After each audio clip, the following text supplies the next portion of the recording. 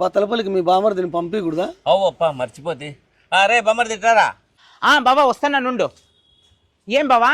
ఏం లేదురా, అన్నదో పని ఉంది, నువ్వు బత్తలపల్లికి వేరాలా. ఏంది బత్తలపల్లికా?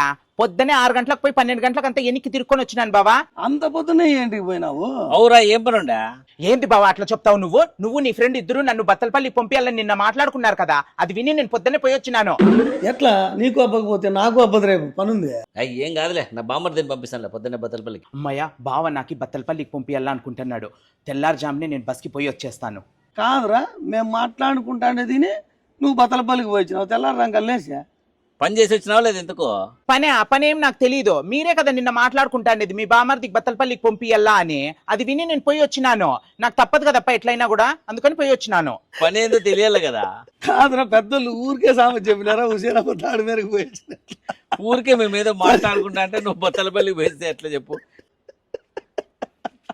అదా మీరిద్దరు అవులాయి పట్టియద్దండి. మీకోసం నేను అదే పనిగా బత్తలపల్లికి పోయి వస్తే కామెడీ చేస్తున్నారా మీరు? మళ్ళీ ఉండారు మీరు. మళ్ళీ అట్లా పోతున్నాడు వీడు, మళ్ళీ యా ఊరికి పోతున్నాడు చూడు. ఏమన్నబ్బా వీడు తెలివితే ఎట్లు మనం మాట్లాడుకునేది విని బత్తలపల్లికి వచ్చినట్టు పని ఏందో తెలియకుండా.